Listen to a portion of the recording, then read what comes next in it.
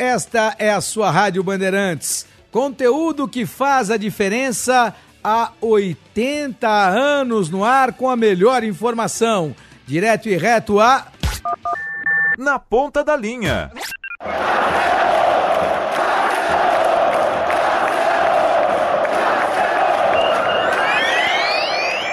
Boa bola para Serginho, cruzamento saindo rasante de primeira.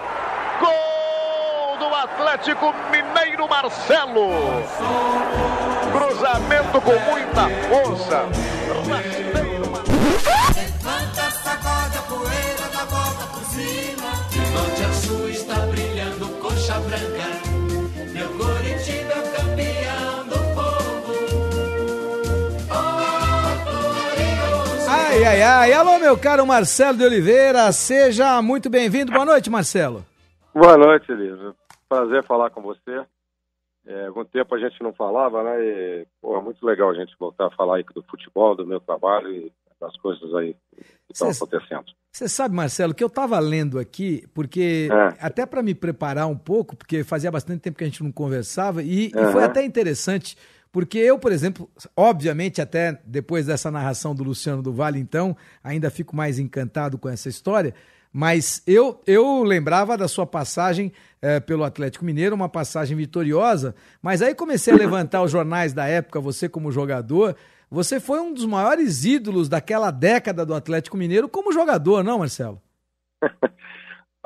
Elias, eu digo sempre assim, que eu participei de uma geração assim, fantástica, né? Um time que encantou muito o Brasil, encantou muito o torcedor do Atlético na década de 70 ali, 77 especialmente, 78, porque tinha Cerezo, Reinaldo, Paulo Isidoro, Getúlio, Danival, Marinho, quer dizer, era um time, na maioria dos jogadores formado na base do Atlético, uma geração muito boa, e aí eu acho que eu me destaquei também junto com todos eles, embora alguns assim de genialidade fantástica. O Reinaldo, por exemplo, era fenomenal, né? Sem dúvida, me lembro muito bem do grande Reinaldo, talvez até injustiçado nas nossas memórias, o Reinaldo, um dos grandes talentos do futebol brasileiro. Mas você passou com muita qualidade, 104 gols marcados naquela época pelo Atlético Mineiro. Não é fácil fazer 104 gols. Fora as assistências. O que era o melhor, né? Era melhor. Aí vem o Marcelo treinador, né? Eu até passaria aqui uma hora com você falando do Reinaldo, falando do Cerezo, que aliás outro dia também foi meu convidado aqui, porque eu faço questão de reverenciar esses caras que foram geniais, que participaram da história do futebol brasileiro, fantástico, né? São caras diferentes, né, Marcelo? Foi fantástico. Cerezo foi um jogador, assim, poxa, ele parecia que ele ocupava o meio todo do campo, né? Ele corria para todo lado e tomava a bola e chegava na área e movimentava. Eu acho que ele mudou, inclusive, a forma do volante jogar nesse seu período aqui, quando começou no Atlético. Ele se jogava de primeiro, segundo volante, mas saía, apresentava na frente. Na seleção de 82, né, ele fez isso muito bem, tinha um fôlego e muita técnica também, apesar de que não fazia tantos gols, mas era um jogador incrível. Ô Marcelo, eu fico observando aqui, quando chega no Marcelo treinador, tem uma passagem mais do que vitoriosa, mais do que reconhecida pelo Cruzeiro, num momento histórico da sua vida, uma passagem muito boa até pelo Palmeiras, campeão da Copa do Brasil. E aí parece que as coisas começaram a desandar um pouco, as coisas começaram a não correr tão bem. O que é que mudou? Mudou o futebol, mudou o Marcelo, o que é que aconteceu? Porque acho que uma coincidência, acho que foi a oportunidade que eu tive no Cruzeiro de montar o elenco. Esse é um aspecto assim que é pouco comentado. Assim, a gente vê comentaristas e pessoas que falam de futebol e mesmo os técnicos, né, comentando um pouco na formação de elenco.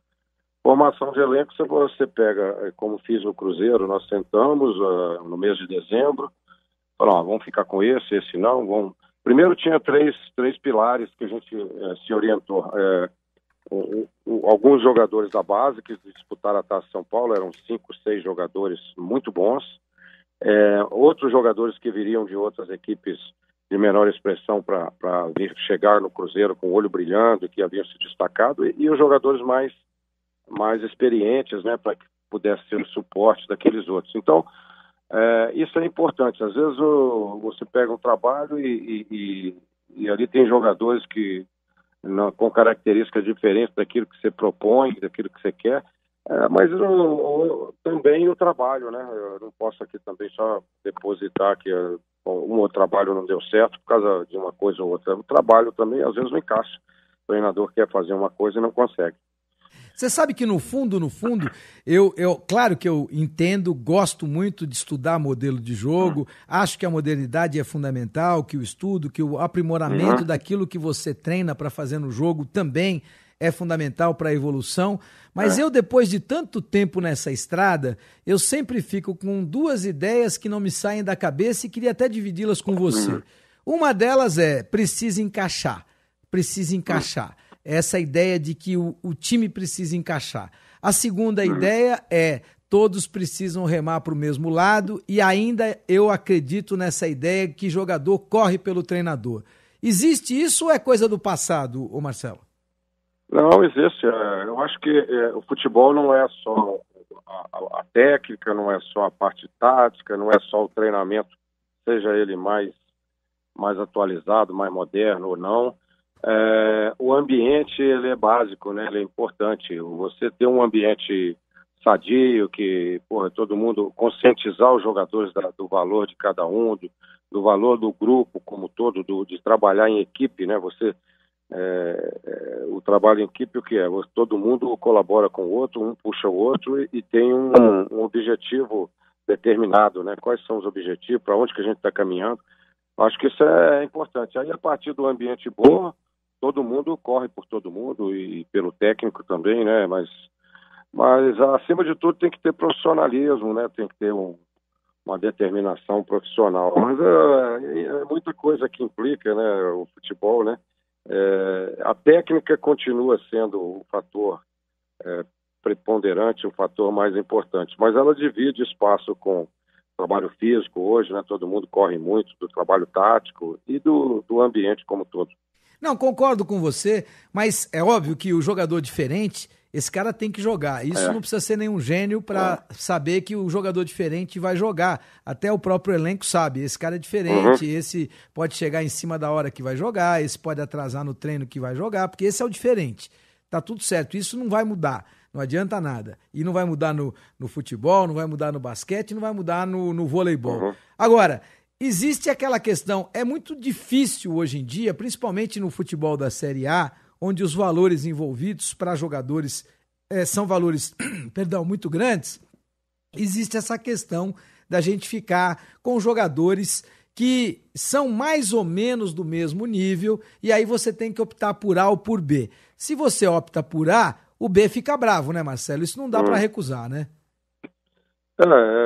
O problema continua, né? Assim, você tem no elenco normalmente 30 jogadores, no Curitiba agora tinha 40, isso é um problema sério e é um problema de planejamento. Você 40 jogadores, você treina menos o time, divide mais espaço e tempo com cada um deles e cria mais insatisfações, né? Porque você leva para o jogo 20 e 20 ficam fora, então é problemático também, mas a questão não é bem isso. Eu acho que o grande problema do futebol brasileiro, às vezes falamos que o campeonato está tão brilhante tecnicamente, é porque não se forma time. O calendário é muito apertado, né? Os principais clubes jogaram de 70 a 80, parece que o Flamengo jogou mais de 80 jogos esse ano. Então é impossível que o jogador não se desgaste, que tenha que trocar, né, revezar jogadores, tirar muita contusão, muito cartão também por suspensão. Então não se forma time. E quando forma time, perde-se os jogadores. O Cruzeiro é um exemplo disso. Nós somos campeões 2 anos, de forma antecipada, encantando, com um futebol muito bonito. O time já tinha um entrosamento muito bom, Goulart, Lucas Silva, Everton Ribeiro, e outros jogadores, mas os times brasileiros têm que vender seus principais jogadores. Os jogadores vão se destacando e vão saindo, vão se destacando e vão saindo. E aí não se forma time. Por mais que o treinador treine a jogada em movimento, essa jogada ela vai se dar muito bem quando você vai repetindo, os jogadores vão se conhecendo dentro do campo. Eu acho que é um dos grandes problemas que a gente tem. Ô Marcelo, a tua saída do Palmeiras foi traumática? Até hoje você talvez não tenha encaixado bem o golpe de como saiu? Não, de forma alguma, não. Eu tinha uma relação muito boa, principalmente com o Alexandre Matos, né, que foi trabalhando mais de 2 anos juntos. Gostei muito, achei que foi um dos principais presidentes que eu trabalhei, o presidente do Palmeiras, o Paulo Nobre, cara inteligente, de bom relacionamento pessoal e profissional. E não vi não, é que uma exigência mesmo, o time tem que estar ganhando, tem que estar jogando bem, porque contrata muitos jogadores. E a gente trabalhou muito, em contrapartida a essa, a gente trabalhou, tentou, fez o melhor para que jogasse muito bem. E naquele período houve muitas contusões, eu não sei por conta de que, nem a gente reunia muito para conversar sobre isso, mas não entendia, sempre estava alguém machucado, alguém fora, e jogadores importantes. Não teve trauma nenhum, foi um processo normal do futebol. Agora, é sentida, talvez a derrota mais sentida, talvez o golpe mais duro da sua carreira profissional, esse rebaixamento do Curitiba, não, Marcelo? Sem dúvida nenhuma. Eu tive 2 momentos assim, é claro que eu já vivi muitas alegrias no futebol, muita conquista, muita vitória e derrotas também que chatearam, mas teve 2 momentos assim que marcaram a minha carreira. Um é como atleta, quando perdemos o Campeonato Brasileiro para o São Paulo em 77, nós tínhamos um time melhor do que o São Paulo, estávamos 10 pontos na tabela à frente, invicto, com artilheiro, melhor defesa, tudo, e acabamos perdendo no Mineirão nos pênaltis.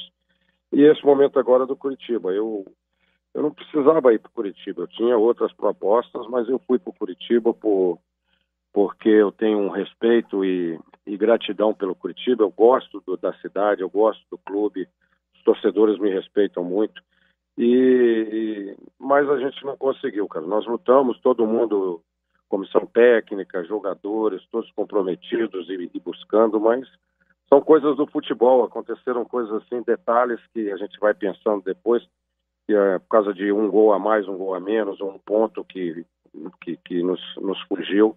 Nós ficamos fora e eu fiquei muito chateado, mas também segue a vida, né? Nós temos que seguir. O Curitiba não saiu agora pelas últimas rodadas, por esses 3, 4 meses que eu estava lá, saiu por uma série de coisas de planejamento que não foram bem feitas, tanto é que o clube ficou 5 anos beirando ali o rebaixamento. E a gente fica pensando, e eu concordo com você, ninguém perde na última ou na penúltima partida, mas aquela penúltima partida, a 37ª rodada do Curitiba no Campeonato Brasileiro, ela engasga, um golzinho que você toma que muda a história, né, Marcelo? Eu acho que você está dizendo do jogo contra o São Paulo, né? Exatamente. Nós estamos com o jogo controlado, ganhando de 1-0 aos 23 minutos do segundo tempo. São Paulo foi com um time de garotos, assim, alguns garotos bons de bola e movimentava muito, mas não chegava no nosso gol. E aí nós levamos 2 gols na situação que a gente era melhor, que a gente faz de melhor, que foi bola parada. O Curitiba fez muitos gols de bola parada e se defendia muito bem da bola parada. Então, 2 gols apareceram jogadores do São Paulo sem marcação, quer dizer, foi uma desatenção. E virou o jogo assim, em 5 minutos, virou completamente o jogo. Ali talvez fosse definitiva a nossa classificação para a Série A do ano que vem. Ô Marcelo, como é que tá a tua vida? Voltou a Belo Horizonte? Agora é passar festas de final de ano com família? Qual é a tua história agora? Exatamente. A vida do técnico é muito difícil, né? Pela pressão, pela intensidade que você tem que colocar no trabalho. Então, nesse tempo que eu estava em Curitiba, eu vim poucas vezes a Belo Horizonte, pouquíssimas mesmo. Então, dar uma relaxada e descansar um pouco para retomar. Estou aqui em Belo Horizonte, me sinto muito bem aqui, muitos amigos. Agora mesmo está me pegando aqui o Nelinho, que você conhece bem, que é um amigo pessoal de 30 anos, para a gente sair com as esposas aí, jantar e descansar um pouco, porque possivelmente pode voltar a qualquer momento, em janeiro, quem sabe. Até para o próprio Curitiba, tem eleição lá agora, a gente não sabe o que vai acontecer, mas tem que descansar, recarregar a bateria e voltar com tudo. É verdade, é isso. A vida é uma roda gigante e a gente tem que entender exatamente que ela é uma roda gigante. Ora estamos na ponta de cima, ora no meio, ora embaixo, e é importante saber viver quando está embaixo, porque saber viver quando está em cima, qualquer um tranquilamente vive, né, Marcelo? É isso aí, o futebol é assim, né? A história do Filipão, por exemplo, que foi campeão do mundo, campeão Libertadores e tudo, e sofreu aquela derrota e agora voltou lá na China ganhando tudo novamente. Tem que tirar a lição, né, e ensinamento de quando as coisas não vão bem, para tentar melhorar, e isso a gente faz muito bem. Já lá em Curitiba mesmo já reuni com a comissão técnica, conversamos muito sobre o nosso trabalho. Eu achei que o trabalho em si do Curitiba, o dia a dia, o trabalho de campo foi muito bom, só que não, por algum motivo, não gerou os resultados que a gente pensou. Maravilha! Marcelo Oliveira ao vivo para você aqui na nossa Rádio Bandeirantes.